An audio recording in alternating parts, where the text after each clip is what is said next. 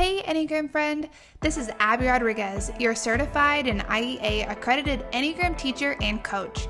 In this space, I'll give you a sneak peek into real live coaching sessions and teach you how to apply the wisdom of the Enneagram into your life for personal growth. The invitation each episode is to take on a posture of curiosity about yourself and others, so that you can shift from merely surviving to fully thriving in your everyday life. Visit my website at abbyrodriguez.com and listen into this episode to learn more. So after our coaching conversation with our type 2 about setting boundaries, I wanted to offer some thoughts about boundary setting. Setting boundaries really starts with an awareness of what you need, right? You don't know what boundaries you need until you know what it is that you actually need. And that's the part that can be really tricky for type 2s. It can be really hard to access what you need. It's almost like the volume is turned up really loudly on others' wants and others' preferences and others' needs. And so sometimes it can be really hard to decipher your own. They kind of just get repressed. And so if you're not sure what you need, a really helpful thing to pay attention to is when your feelings get hurt or you feel really angry about something. Those big emotions, those emotional reactions can be really helpful clues in giving yourself some awareness that you're repressing your needs. It's almost like they are the alarm or the warning signal that a need is being repressed. And so when you notice those emotions, that you're feeling hurt, that you're feeling angry, that you're feeling sad, that you're feeling rejected, hopeless, afraid, name it. Give yourself some space to acknowledge it and to feel it, to sit with that emotion, to allow yourself to be sad, to be hurt, to be afraid, whatever the feeling is, so that you can actually process it, that you can be with it rather than trying to fix it or change it. And so as you experience that, also being curious, this non-judgmental inquiry into, why am I so hurt about this? What did I want them to do that they didn't do?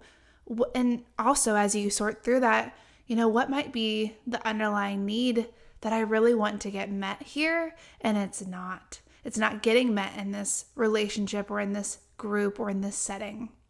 And that can be a really hard process to do on your own. My hope is that you have a good group of friends, or maybe a good friend or a partner that can hold that space for you, not to give you advice, but to be curious with you about what you're feeling and why you're feeling that way.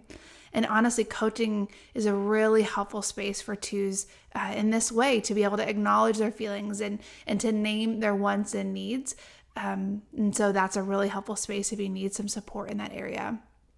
Once you are able to name your feelings and allow yourself to process that and sit in it and be curious about it, consider what it is that you might need because of that feeling.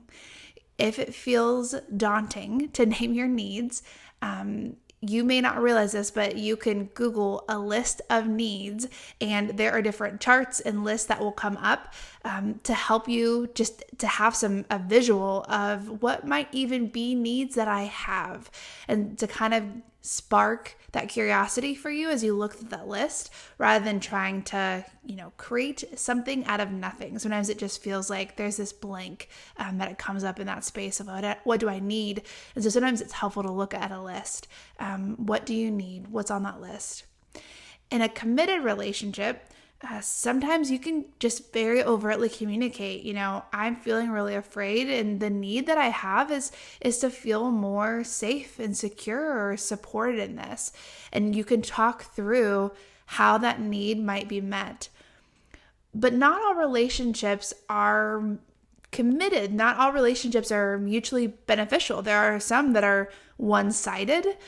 There are some that it's not this even back and forth exchange based off of their commitment to the relationship or their maturity level.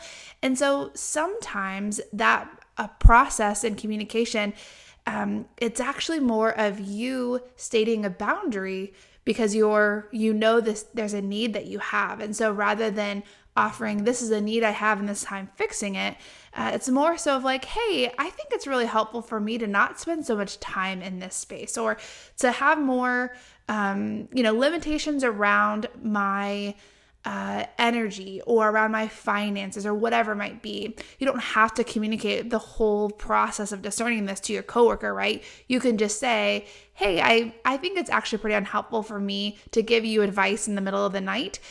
So I'm going to need for us to limit phone calls past this hour, right? You don't have to be vulnerable and explain the whole process because they're not a committed, mutually beneficial relationship. It's kind of more one-sided of they need guidance from you, not that they're offering that back.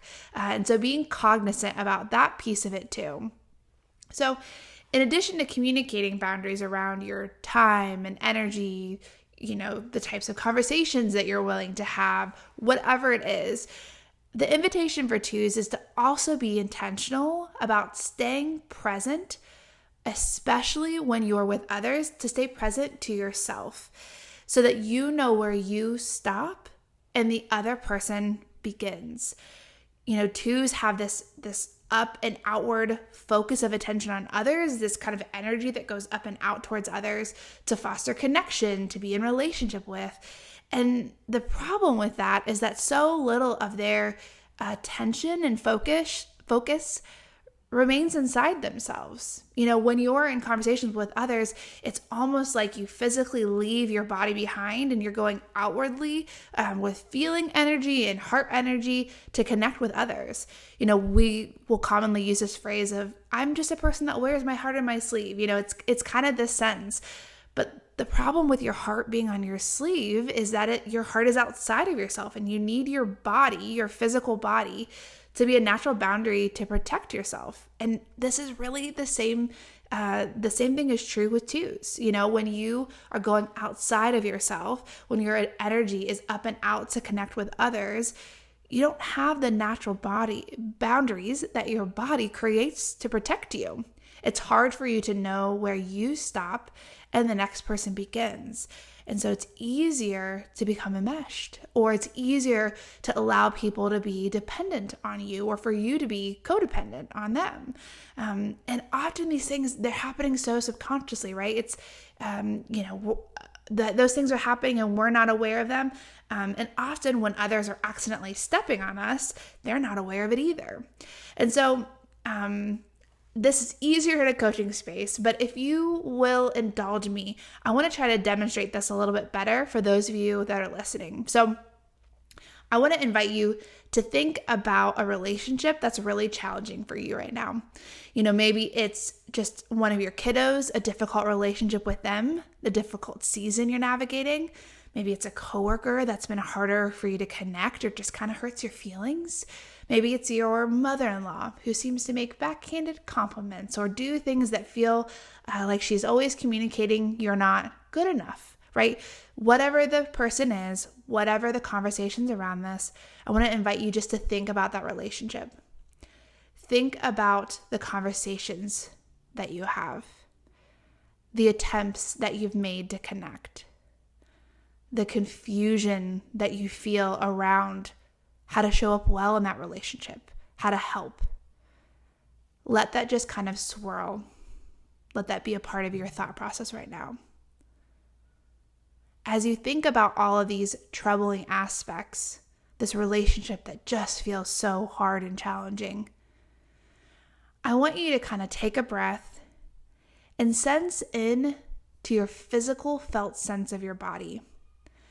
So what does it feel like? Is there a tightness in your chest?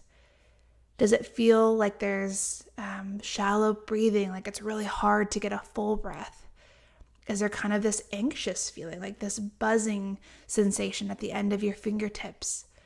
What does it feel like, this swirl of confusion and difficulty in the relationship? What does it feel like? Is there a discomfort? Is there a tightness, a constraint, a heaviness? What does it feel like? Now, I want to invite you to take a deep breath in through your nose and out through your mouth. And take another deep breath in the same way, but trying to get the breath all the way down into your lower belly. Continue deep breathing, feeling your feet on the ground, feeling your seat in the chair if you're sitting down as you continue to breathe deeply. Feeling your hands, your fingertips, wherever they're placed. And breathing deeply one more time, in through your nose and out through your mouth. Now, how do you feel? Is that tightness in your chest gone? Is the shallow breathing alleviated? Is that buzzing, anxious feeling, has it subsided? Do you feel more present, more back in your body? This is this feeling when we're allowed to let go of that internal chatter and the chaos of trying to sort through and fix and mend and give in these relationships. When you can come back into the present moment, this is what we often refer to as being grounded or being centered. It's almost like your heart space was swirling with all the what ifs and the feelings around relationships. But when you come back to the present moment, when you come back to the breath, when you come back inside your body, it's almost like that heart space gets tethered back in place into your body where it's supposed to be. And so when you're interacting in conversations with people that you know are really triggering, that tend to hurt your feelings, that tend to cause an emotional reaction for you, there's an invitation there to be present, fully present and grounded with your heart space tethered back into yourself, your heart space tethered into your body. If you can approach the conversation, the moment, the gathering, whatever it is, more grounded and centered, there's a natural boundary that happens because your body is protecting your heart space. There's a natural grounding and natural boundary that happens. And so, in a coaching space, I get the joy of bearing witness to this, as I go through those steps and people share what it feels like for them. And so unfortunately, as you went through that exercise, we didn't get to share in that same way. So I'd love to hear your experience, what that experience was like going through that visualization and somatic practice. Just leave your comments either on Instagram when I post for this episode, or even in a review wherever you listen to podcasts. I'd love to hear what that experience was like for you. Okay, till next time, friends. Hey, Enneagram friend. Are you interested in learning more about how to use the Enneagram in your everyday life? I'd love for you to join one of the upcoming workshop series that I hold over Zoom. If you're new to the Enneagram, join the Enneagram Foundation series. It's helpful in learning foundational knowledge to use the Enneagram, but also to help you clarify your type if you're still discerning. If you are finding yourself in a season of being stressed or exhausted or maybe overwhelmed, join the Growth and Self-Care series. In that series, we learn more about your natural stress response, how to better manage it, and also how to incorporate mindfulness practices to be more balanced in our responses. Or if you're just trying to do relationships better understand your spouse, your mother-in-law, your coworkers, or really any relationship in your life, join the Enneagram and Relationships Workshop series. All of these series are coming up this season, and there's always new groups forming. The groups are limited to 15 participants because they're interactive and discussion-based, so you can truly learn the system and learn how to apply it in your everyday life. The workshop series fill up quickly, so register now at abbyrodriguez.com/Enneagram-sessions. I'll see you there.